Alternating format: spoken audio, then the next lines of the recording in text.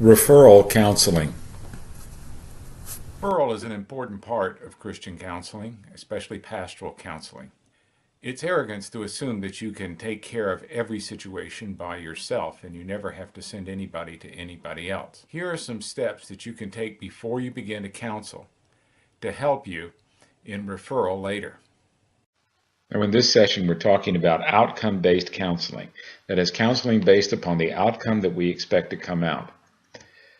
The most time is going to be spent in supportive counseling, that is offering help and support.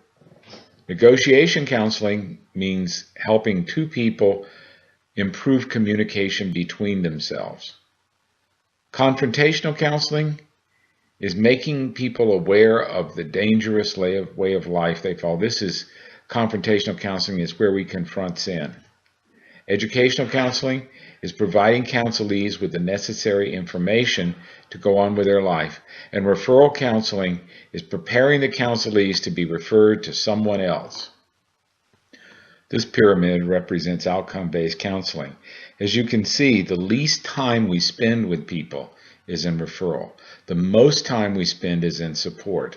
And as you can see, educate, negotiate, and confront come in between. When should we refer? When we do not have the expertise to help the counselee, when we are involved in dual relationships with the counselee, when the person is of the opposite sex, or when our time is too short to counsel them for a longer term.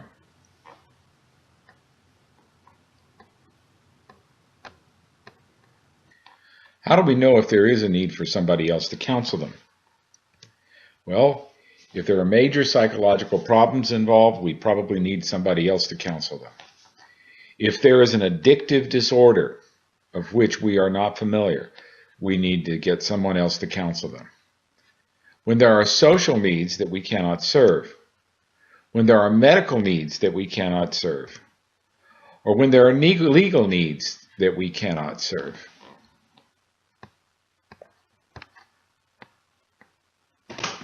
What are dual relationships? Dual relationships are when the counselee is a member of our family or the counselee is involved in a business relationship with us. When the counselee is a family member of somebody involved in a business relationship with us. Or when the counselee is romantically attracted to us or we find them romantically attractive. It's time to refer.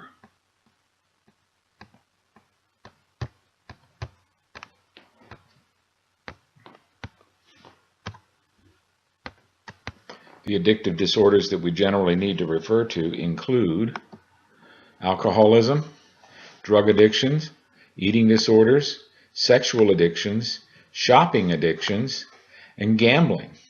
There are many others. There are organizations that specialize in each one of these disorders, and we need to know who and where they are. Social needs that we could be benefited by referral include spouse or child abuse. Know the agencies in your area that work with abused spouses. Financial needs, that is, people who have trouble managing their financing. Know the organizations that work with that. Bereavement groups for people who've recently lost loved ones. Family support agencies, groups that provide emergency assistance. And then organizations for people who have hard cases in their family, such as NAMI, the National Association of Mentally Ill, Al-Anon for spouses and family members of alcoholics, and Narconon for family and spouses of drug addicts. There are others, of course.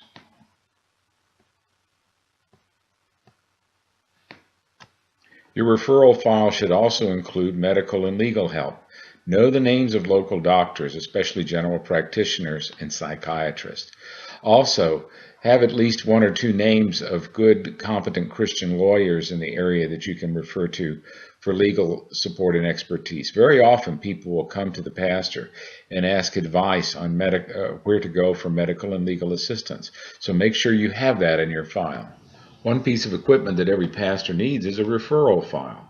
A referral file is simply a list of people to whom you need to refer. we're going to be in this video, we've talked about some of the people that you need to have in there. Doctors, lawyers, psychologists, support groups, a great many groups like that can be very helpful in your referral file. Now, if you referred one of your parishioners to someone else, that doesn't mean that you simply drop them. What it means is that you continue with supportive counseling while they're getting the other support. You call them up, you see if they've kept their appointments, you see how they are doing, you pray with them about their concerns. You continue to follow up in support when you're not doing direct, confrontive, or educative, or some other kind of counseling. In referral counseling, there are three things that you need to do. First of all, you need to have information at hand. That means getting a file to keep information in and have it ready and nearby when you counsel somebody. Second, you have to admit to the people that you cannot help. However, you also need to continue to offer supportive counseling when you're not offering directive counseling. That means you continue to meet with them to support them during the counseling process. Don't be afraid to say you cannot help. It is better at the beginning to say no than to begin and make a mess of things later. Knowing how to refer will make things a little bit bearable when you have to say no, or you have to say no more.